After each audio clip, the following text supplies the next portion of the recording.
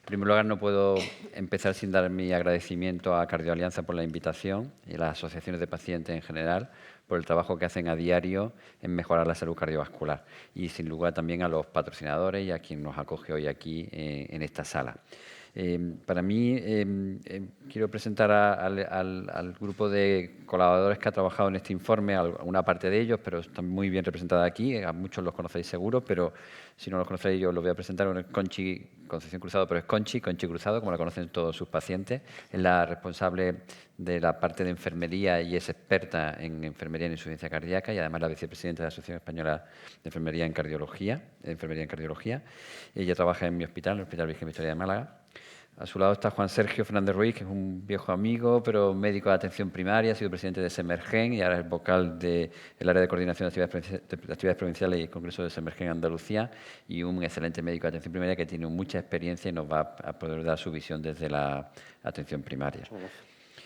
Luego está Rafa Hidalgo. Rafa es el director del área del servicio de cardiología, jefe de servicio de cardiología del Hospital Virgen Macarena, pero tiene una amplia experiencia también porque ha sido el director del Plan Integral de las Cardiopatías muchos años. Fue el que diseñó y puso en marcha el código de infarto en Andalucía con éxito, y también él nos va a dar su visión desde el punto de vista de la cardiología. Además, él ha trabajado como coordinador precisamente en la estrategia, en la SCAP del Ministerio de la Salud Cardiovascular del Sistema Nacional de Salud, como coordinador del grupo de cardiopatía isquémica. Y Margarita, que probablemente es la que mejor conocéis todos además, Margarita Reina Sánchez, pues la presidenta de Cardio Sevilla, miembro de la Junta Directiva de Cardioalianza y que ha trabajado mucho en rehabilitación cardíaca y por tanto tiene una experiencia importante en este sentido. Yo creo que con ellos vamos a poder aclarar un montón de aspectos y fundamentalmente esta mesa lo que intenta es una mesa abierta. Lo digo porque también voy a darles paso a ellos en los diferentes aspectos, pero supongo que al final si podéis incluso podremos intentar que alguien participe del público si queréis. Fundamentalmente lo que vamos a intentar es ir dentro de este documento.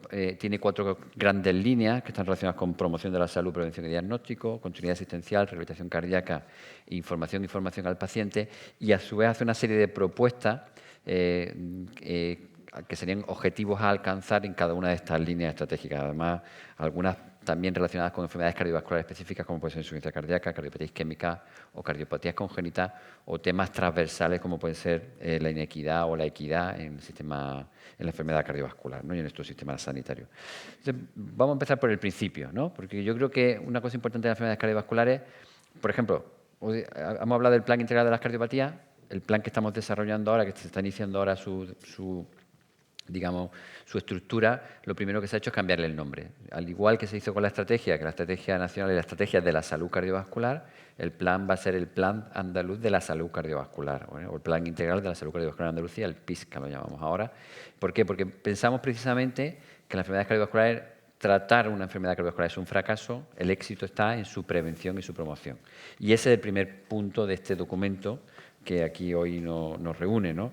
Y en este sentido me gustaría, desde luego, que el principal papel yo creo que recae en atención primaria. Así que vamos a empezar quizá con Juan Sergio, porque te diría, desde tu punto de vista, desde el punto de vista de la prevención y de la promoción de la salud, ni siquiera me voy al diagnóstico precoz, que pues si queréis ahora lo abordamos. ¿Cuáles serían, desde tu punto de vista, las políticas o las estrategias de mayor impacto en conseguir esa prevención y promoción de la salud, de la enfermedad, de la salud cardiovascular? Obviando las políticas de salud pública, que serían las que tendrían más impacto a nivel poblacional, lógicamente, obviándolas porque no son competencia de los profesionales de atención primaria, son competencias de las administraciones sanitarias, pero no me resisto a que es imprescindible el concepto, trasladar a la Administración ese concepto de salud en todas las políticas. Salud en todas las políticas significa que todas las administraciones tengan como objetivo en su labor legislativa pues actividades de promoción de la salud. Está claro que hemos de luchar. Vengo esta mañana de la presentación del Plan de la Infancia y la Adolescencia. La obesidad infantil es una lacra en España y en Andalucía. Eso conlleva pues que podremos tener con absoluta certeza, si esto no se controla, muchos más casos de diabetes, de hipertensión y de dislipemia en esos que hoy son niños y mañana serán adultos. Hay que luchar contra la obesidad, hay que luchar contra el tabaquismo. La ley del tabaco ha sido la estrategia de salud pública más potente que se ha hecho en España en los últimos 30 años. habiendo sido muy potente, todavía se queda corta, podemos incidir todavía más, no fumar en lugares públicos ni al aire libre, o sea, todo eso se puede incidir más.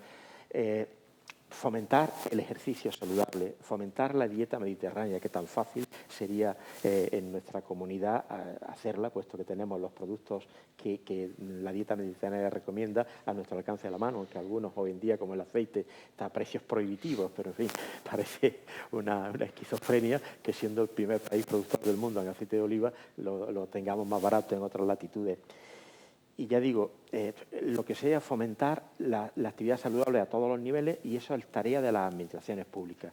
Los médicos de familia, ¿qué podemos hacer? Pues los médicos de familia lo que hacemos es atender a una población susceptible, una población de riesgo, que nadie mejor que nosotros conocemos y tratamos y vemos, puesto que los seguimos a lo largo prácticamente de toda la vida. A los que llevamos muchos años en el mismo puesto de trabajo, pues tenemos esa visión. Y es importante el control de los factores de riesgo. Hemos ganado mucho, hemos avanzado mucho, pero nos queda mucho por hacer.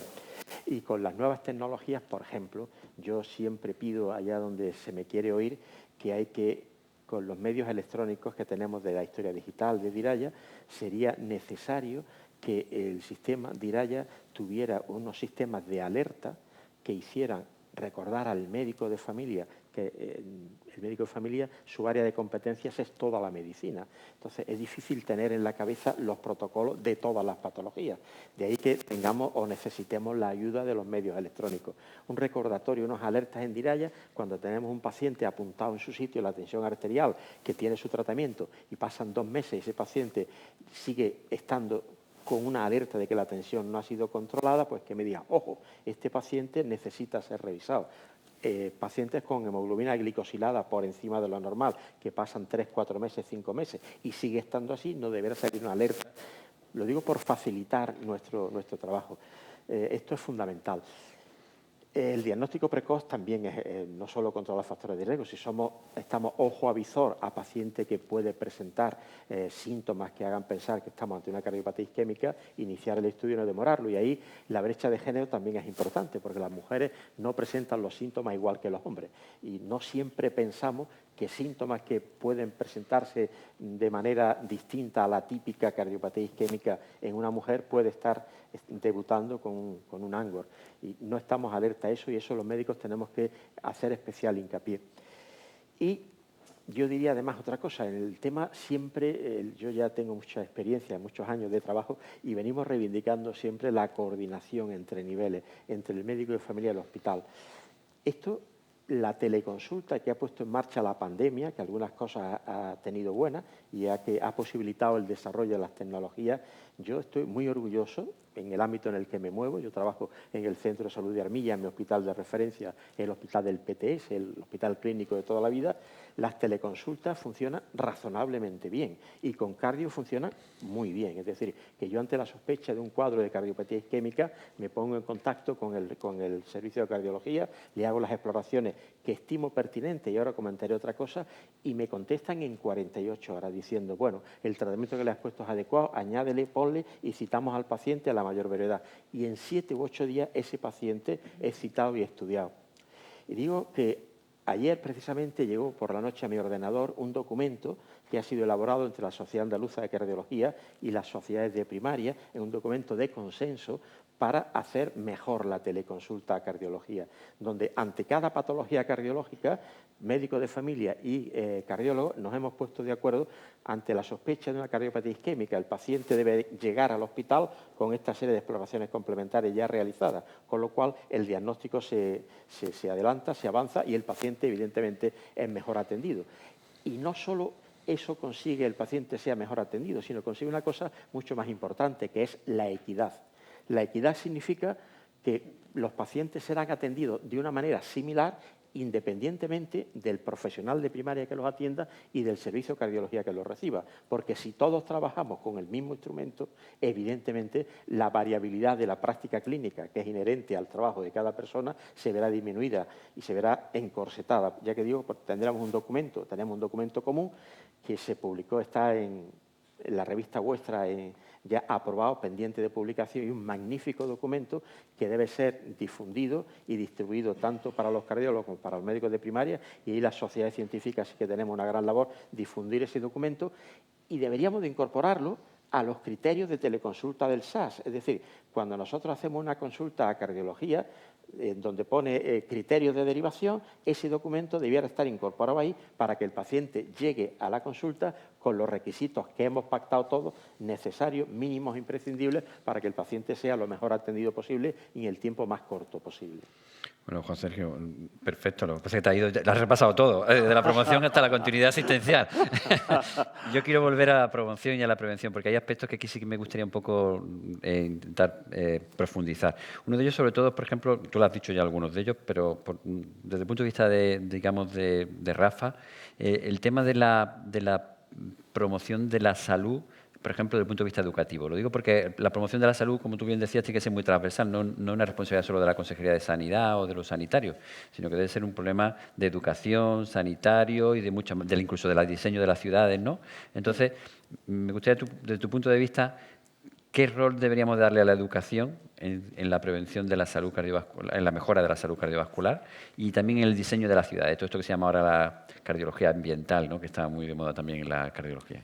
Sí, yo creo que la promoción de la salud y la prevención es quizás la gran asignatura pendiente de los sistemas de salud, ¿no? Porque realmente una vez que el paciente se ha puesto enfermo, los dispositivos se han ido mejorando de tal manera que hay protocolos de actuación concreta, menciona el código infarto, y otros que hacen que las mejoras en la atención lleguen a los pacientes, pero la gran asignatura pendiente es la promoción de la salud.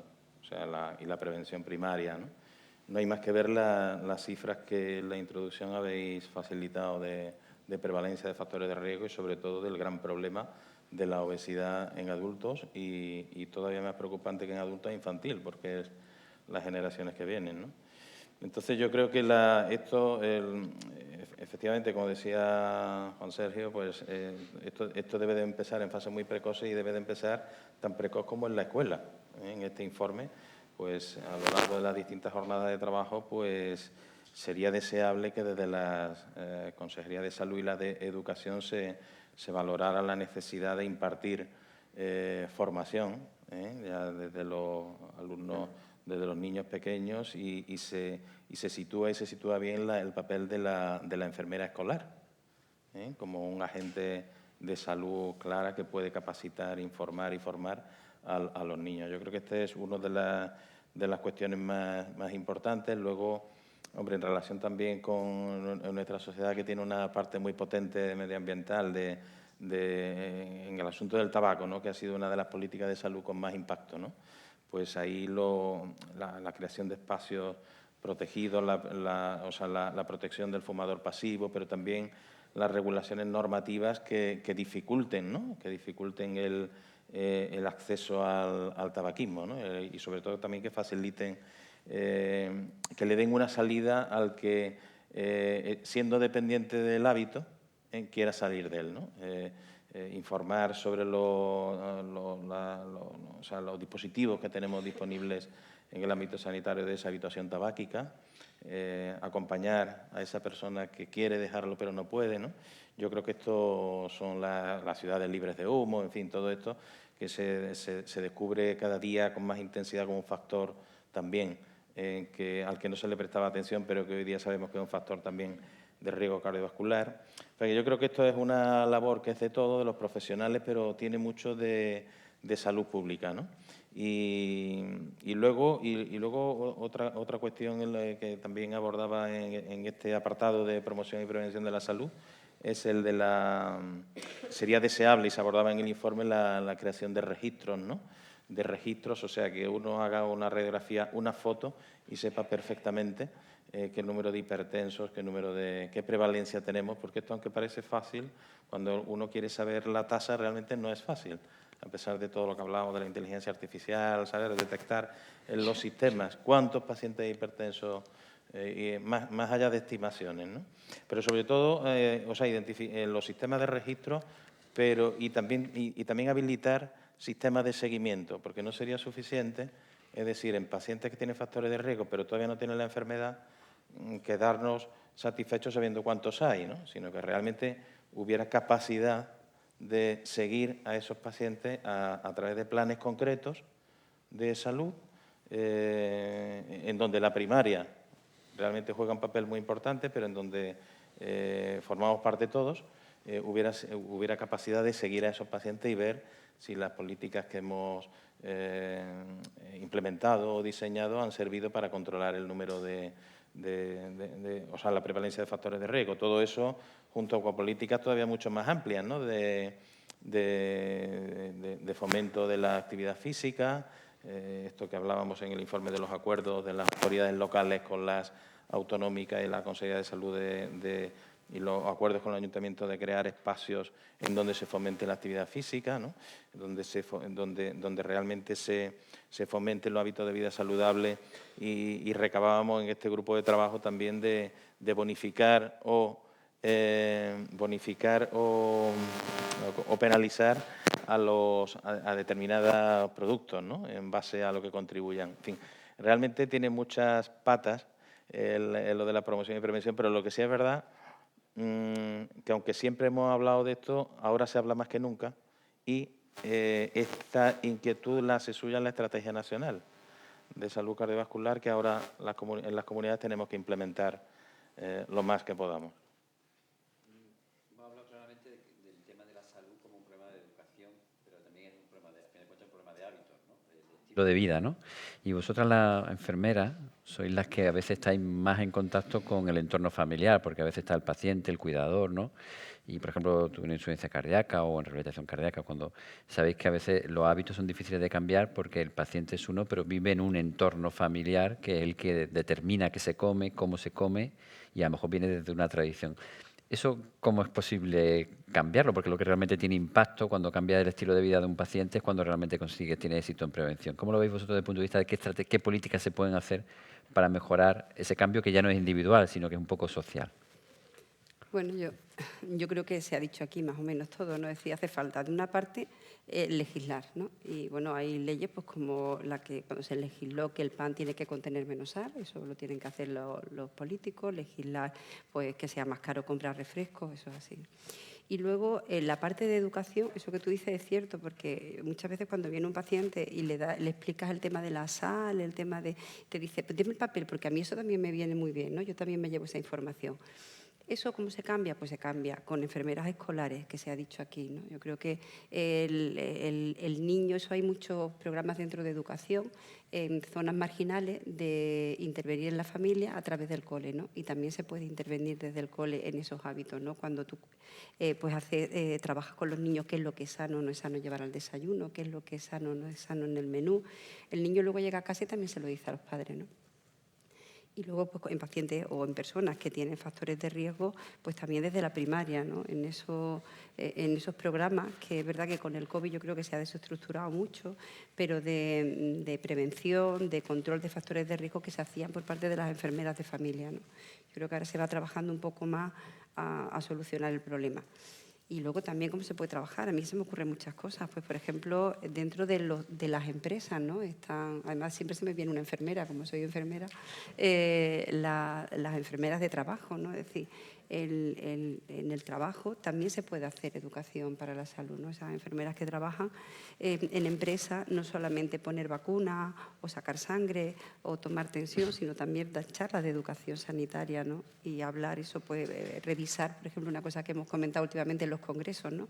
En muchas empresas que se comen, revisar qué comida es la que se da en esa empresa, ¿no? Porque eso al final todo el mundo se lo lleva a casa, ¿no? Bueno, yo creo que lo que hablamos es que hay que empezar desde la infancia, ¿no? Y realmente porque es más fácil adquirir los hábitos, como dice el doctor Fuster, de los 3 a los 6 años, que es cuando se instaura de alguna manera esas conductas, que cambiarlo después de toda una vida. Entonces, cambiar hábitos en los pacientes, lo vivimos en las unidades de rehabilitación cardíaca, los tenemos con nosotros un par de meses. Bueno, ahora menos, antes los teníamos 2 meses, ahora cada vez son más cortos los programas.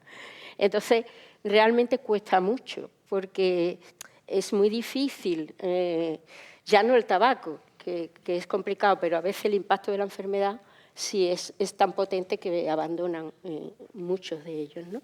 Sin embargo, todo el tema de la dieta y de hacer ejercicio, una persona que no ha hecho ejercicio en años, pues cuesta mucho. Entonces, realmente, y meter en la rutina esa actividad física cada día, por mucho que tú le digas, pues sube escalera, en vez de coger el ascensor, sube las escaleras, en vez de aparcar cerca, aparca lejos. Esas cosas, esos 4 consejos que le damos están muy bien, pero no es suficiente. Entonces, es muy importante, por un lado, que los programas de rehabilitación se instruyan bien a los pacientes sobre los beneficios de la actividad física y de cómo realizarla, y cómo todo eso influye en la modificación de factores de riesgo. ¿Por qué es bueno el ejercicio? Para bajar el azúcar, ¿por qué es bueno? Para bajar colesterol, ¿por qué es bueno? Para disminuir la ansiedad, dormir mejor, dejar de fumar, porque todo eso, y al final motivarlo para que lo haga, que ahí es donde está el gran reto, en motivar a los pacientes para que cambien esas conductas.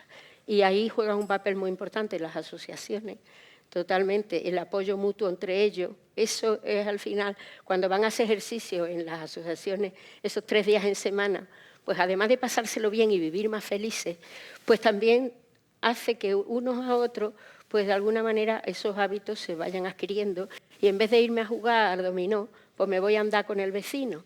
Y muchas veces sacar a los pacientes de casa para ir a hacer ejercicio, arreglarse, me pongo chándal y antes que nada me voy a hacer ejercicio, todo eso influye también en que todos esos hábitos se vayan cambiando, independientemente de que luego la cantidad de charlas, talleres de alimentación, charlas con nuestros cardiólogos, hace que al final el paciente aprenda cada día, recuerde, se recicle en temas de salud, y de alguna manera consigamos que esos hábitos se mantengan a lo largo del tiempo, ¿no?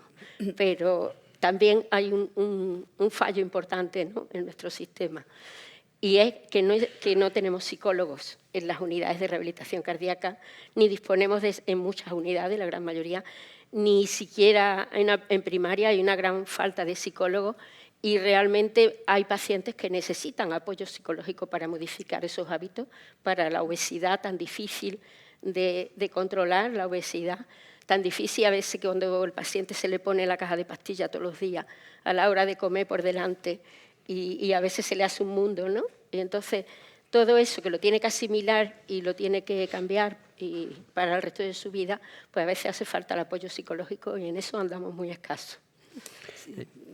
Solo una cosa, yo lo que quería, por eso lo que yo decía era que es importante que todos digamos lo mismo, por eso que es muy importante que los políticos, los sanitarios, los colegios, todos tenemos que decir lo mismo, porque si no las personas están deseando, y digo personas porque todavía no son pacientes, encontrar un resquicio para hacer otra cosa. Entonces, si todos mandamos el mismo mensaje... Eso me viene muy bien que lo digas, porque precisamente hay un análisis muy interesante de cómo los hiperespecialistas, ¿no?, llamémoslos los cardiólogos, por ejemplo, pueden actuar en promoción o prevención de la salud, como deberíamos, y muchas veces lo que se les pide precisamente es que lo único que tienen que hacer es dar el mismo mensaje que los que hacen promoción de la salud. Es decir, porque de alguna manera tú lo haces desde otra tribuna, pero tiene otro impacto, pero el mensaje tiene que ser simple y siempre el mismo, ¿no? Entonces yo creo que esta conclusión es muy buena para por lo menos nos centremos en el tema de la promoción y prevención, que damos mensajes muy claros, muy sencillos para la población, sustentados en políticas que además lo ayuden. Vamos a pasar a la segunda parte. Perdona, yo quería apuntar una cosa que creo que es importante,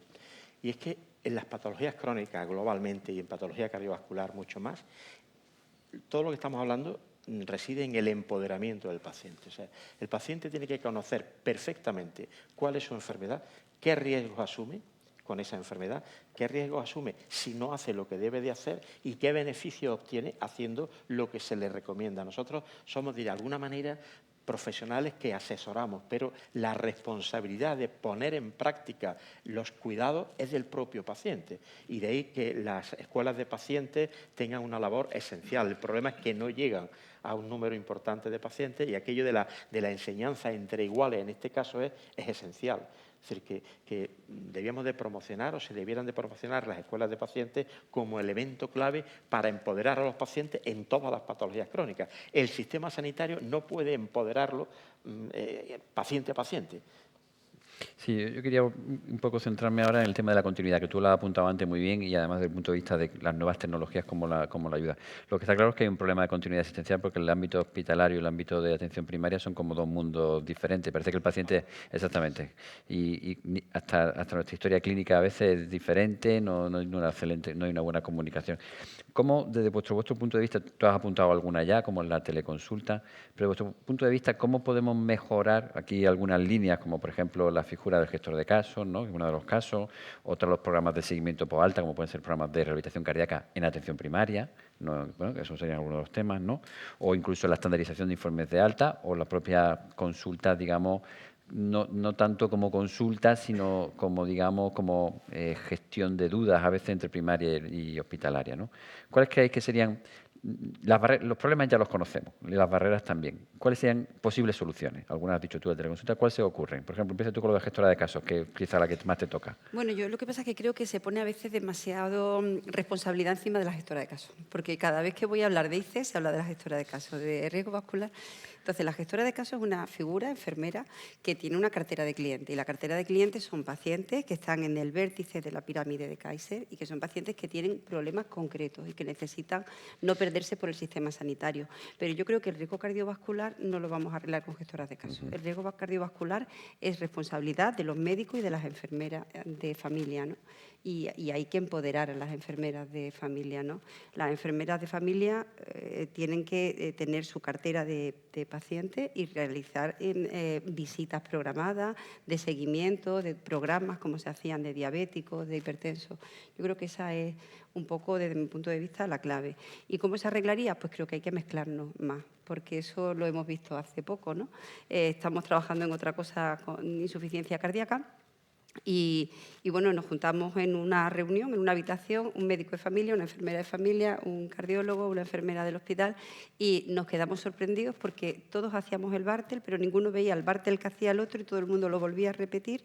Y aunque todo estaba escrito, nadie sabía dónde escribía el otro y la mitad no sabía ni de los cuestionarios de los que disponía en la historia, ¿no? Es verdad que Diraya es una herramienta fantástica, que los que tenemos muchos años trabajando, de verdad que yo no me canso de alabarlo, porque poder ver lo que hacen los de primaria, poder ver la medicación, todas las pruebas, eso es fantástico. Pero al final los profesionales nos tenemos que juntar y tenemos que hacer reuniones con frecuencia, programadas, sesiones clínicas, donde consensuemos qué va a hacer cada persona, dónde lo va a escribir, dónde va a poder consultarlo el otro, ¿no?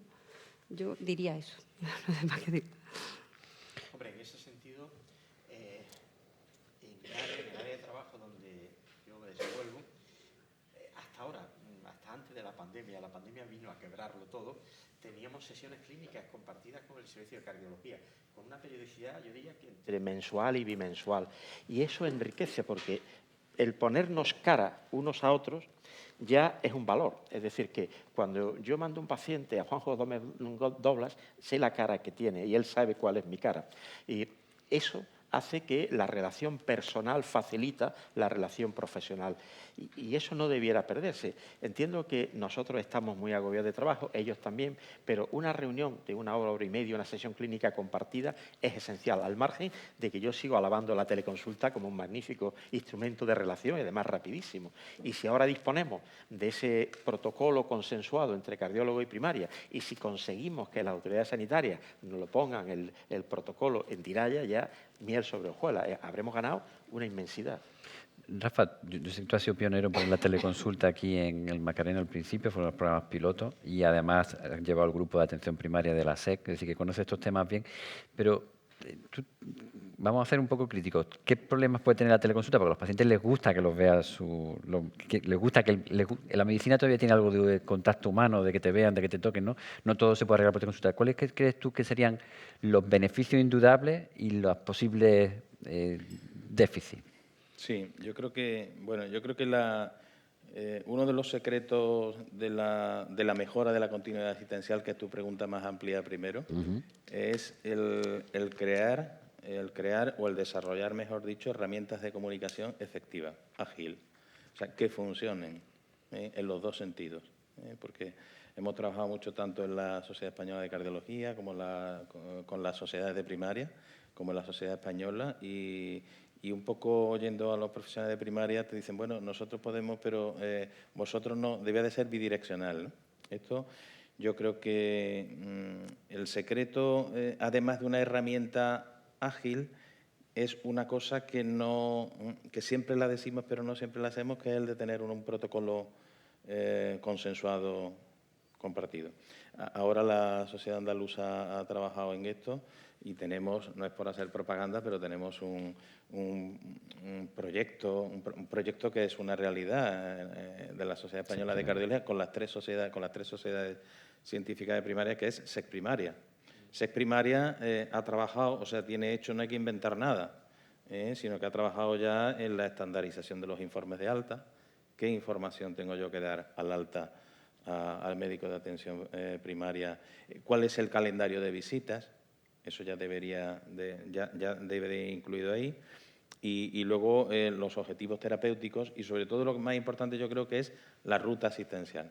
Cuando un paciente con una cardiopatía isquémica que es crónica debe de ir hacia uno de los dos escalones asistenciales. Entonces, ¿cómo explicar? Nosotros que empezamos con el proyecto Hermes, como tú has dicho, piloto en Macarena, en el que trabajaron 20 especialidades y que ya el Servicio Andaluz de Salud hizo proyecto corporativo, que ya, bueno, en algunos hospitales de la comunidad ya funciona así. Nosotros ahora, mañana, precisamente, tenemos una reunión con uno de los distritos, en este caso norte, empezaremos por el norte, y vamos a entrar de cabeza. Porque este distrito, de los dos que tenemos, está muy convencido. Entonces, ¿qué argumentos? Claro, porque esto además hay que explicarlo. La teleconsulta per se no es... Claro, si la cuestión es cambiar el modelo presencial por el modelo telemático, porque tal, se queda corto, ¿no? Dice, bueno, pero para esto te cambio con lo que le gusta al paciente el contacto médico, ¿no? Entonces, la cuestión importante, aparte del plazo de respuesta corto en el tiempo de 48 horas, es la capacidad, si se establece y se consensúa una teleconsulta de calidad, que es muy importante. O sea, para el médico de atención primaria para nosotros es muy exigente, pero al médico de atención primaria es muy exigente, porque una teleconsulta de calidad obliga a dar mucha información. Mucha información es mucho más complejo que mandar una consulta disnea, ¿no? Pero claro, a cambio de eso, la capacidad de resolución es muy alta. Por ejemplo, una herramienta, como no nos va a dar tiempo a abordar todo, una herramienta, cuando tú adoptas un sistema universal de atención por teleconsulta de entrada, es disponer de péptidos natriuréticos. Si el médico de atención primaria tiene la duda de si un paciente que cuenta que se cansa o se ahoga no dispone de esa herramienta, cuando no haga la teleconsulta vamos a tener la misma. Tiene que decir que eso, nosotros ganaríamos con esto accesibilidad, tiempo de respuesta, pero sobre todo lo que ganamos, que es por donde yo creo que es uno de los argumentos que estaba hoy preparando con un colaborador, con Román Calvo, mañana en la explicación, es que este sistema, si es una teleconsulta de calidad, te permite discriminar a los pacientes que están en riesgo de enfermedad grave, de poderlos atender de forma presencial, de forma muy precoz, entre 5 y 10 días. Tenemos un decreto de demora que va a 2 meses, nosotros estamos en tiempo, teóricamente, a nivel conceptual, no tendríamos que tocar nada. Pero, sin embargo, no queremos tener 40 o 45 días de demora media, queremos hacerlo en menos de 10. Y queremos hacerlo para que un paciente que ya el médico de familia nos informa que cuando va caminando le duele el pecho, ese paciente poderlo atender inmediatamente. Ese es el objetivo, mucho más allá de que sea más cómodo, porque realmente es muy exigente, tanto para el médico de atención primaria como para los servicios. Al mismo tiempo, ese sistema, al consensuar cómo debemos hacer la revisión de crónicos en los que no aportamos grandes cosas, es el tener huecos de atención suficiente para cuando un paciente crónico está estable y se inestabiliza, poderlo atender. Y al mismo tiempo eso nos permitiría hacer consultas de acto único, ¿no? O sea, realmente esto lo vamos a hacer en 2 tiempos, porque todo a la vez es la que se lía de golpe, la transformar de un sistema A a un sistema B es complejo, pero esos son los grandes beneficios, la gran desventaja, que de entrada esto requiere un periodo de transición y el paciente pueda sentir que pierde ese contacto, pero ya te digo, en los sitios donde lo han hecho, el adoptar ese sistema de entrada supone que el 30% de consultas se resuelven muy rápidas. pero un 60 o un 70% de pacientes, de ellos la mitad van a presencial y la mitad requieren pruebas, una ecografía, un Holter, que se agilizan mucho. Con lo cual yo creo que el beneficio global va a ser importante. Espero que... Venga. Una puntualización nada más. Uno de los grandes problemas que le veo yo a este sistema sanitario nuestro es la inequidad. Tú has planteado una cosa, el médico de primaria, algunos pueden pedir péptido natriurético y otros no. Eso pasa en Granada. O sea, yo tengo acceso a esa determinación biológica, a esa determinación analítica, y mis compañeros que dependen de otro hospital no lo pueden pedir. Parece una esquizofrenia, que trabajamos los dos en Granada y los que dependemos del hospital tenemos acceso a unas pruebas complementarias de alta resolución y otros no. El sistema de teleconsulta se implantó antes en un hospital con unos criterios muy definidos, el hospital de referencia mío, que yo estoy muy contento con eso, y otro hospital va más lento. Es decir, no quiero pensar lo que ocurre en otras provincias. Es decir, que un sistema sanitario tan grande depende mucho de la voluntad de los directivos de las áreas sanitarias y de la voluntad de los directivos hospitalarios. Y eso no debiera ser así. Bueno, recordemos que Andalucía es casi un país en sí mismo, ¿no? Entonces claro, es complejo, pero claro. vamos, el tema de los péptidos lo digo porque ahora es un tema que tenemos muy ahora con el tema de la insuficiencia cardíaca y el MAIC, un proyecto que está en marcha, está en la cartera de servicio de toda atención primaria, pero es verdad que algunas direcciones concretas, pues a veces la han autorizado, otros no. Ahora yo creo que eso se va a liberalizar al 100%. Quiero pasar al tercer punto porque nos queda poco tiempo, es que nos quedan 5 o 6 minutos y no quiero dejar de tocar los dos últimos temas que son importantes y por eso quería hablar con Margarita del tema de la rehabilitación cardíaca, que yo creo que es fundamental. Andalucía es de las mejores comunidades en cuanto a la capacidad de rehabilitación cardíaca, pero sí, aún así estamos en torno a cifras del 30% de pacientes que se rehabilitan y no son malas, pero están muy lejos del 100% de los pacientes que se podrían ser candidatos. Y está claro que hay que mejorarla porque es un cambio de estilo de vida, que no es solo el ejercicio, son muchas más cosas. ¿Cuáles serían? Algunas has dicho, algunas antes, previamente, pero me gustaría que fueran, y de forma rápida, los puntos concretos donde deberíamos de mejorar, y además que este es un tema que tú dominas mejor, claramente, el tema de la rehabilitación cardíaca y precisamente en nuestra comunidad. Bueno, yo creo que lo fundamental es llevar la rehabilitación cardíaca a la mayoría de la población. ¿Por qué? Porque es un privilegio de unos pocos. Resulta que la rehabilitación cardíaca, las unidades están en los grandes hospitales, a nivel comarcal se podrían montar perfectamente, porque además tenemos hospitales, y algunos de ellos fantásticamente equipados, o sea que no hay que hacer grandes lujos, porque realmente no hace falta grandes cosas para montar la rehabilitación cardíaca. O sea que yo creo que además la rehabilitación tiene 3 patas.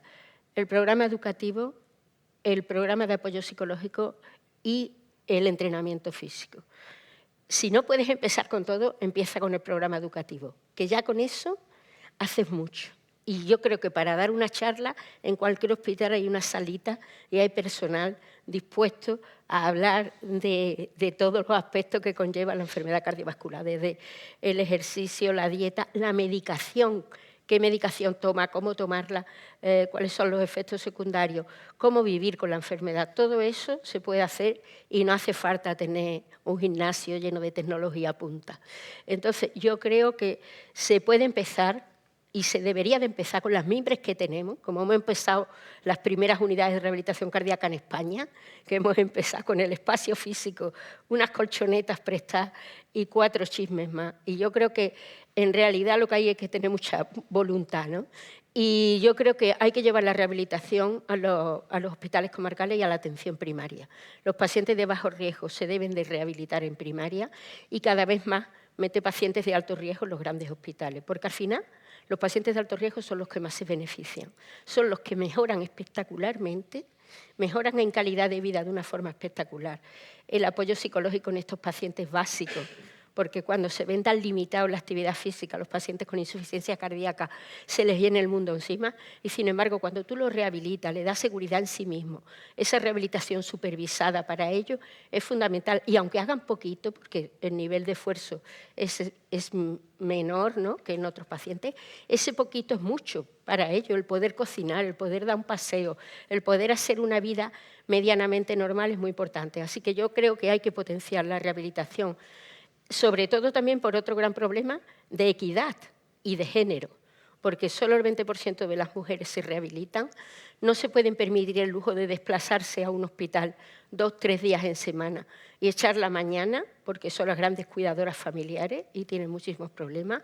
Y al final yo creo que si lleváramos la rehabilitación a la atención primaria, a hospitales comarcales, empezar poco a poco con lo que tengamos y de alguna manera empezar a rehabilitar más pacientes de alto riesgo, porque realmente vamos a disminuir reingreso, vamos a mejorar calidad de vida y sobre todo, de alguna manera también estamos contribuyendo mucho a la sociedad, ¿no? Con todos esos temas sociales, de gasto social, en fármacos, en tecnología y en todo, ¿no?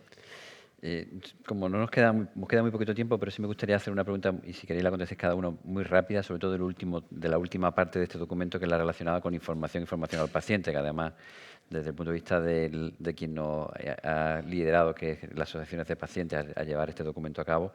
Y me gustaría que deis algún aspecto, por ejemplo, de aquí para allá, si queréis, lo hacéis muy rapidito. ¿Qué papel tienen actividades directamente relacionadas con la formación de pacientes? Por ejemplo, desde la escuela de pacientes, que se ha comentado previamente, el tema de las asociaciones de pacientes y el papel que pueden jugar, ¿no?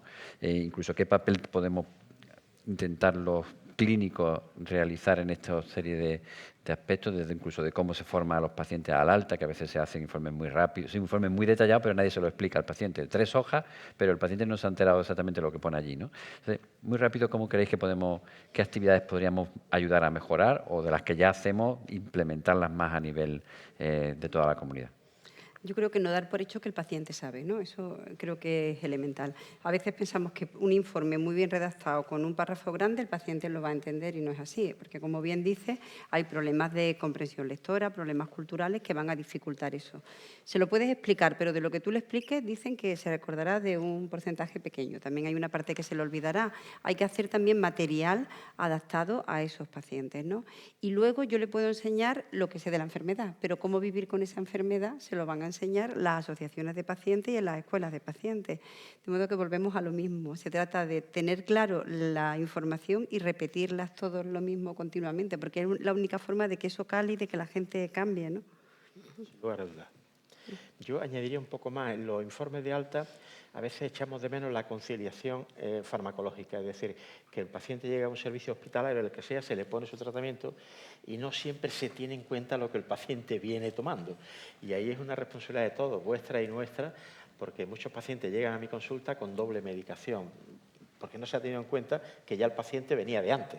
Eso es importante. Y yo a las asociaciones les pediría que fuesen proactivas en el sentido de reivindicativas. Las necesidades que tengan, que las demanden en los centros de salud, en las delegaciones de salud.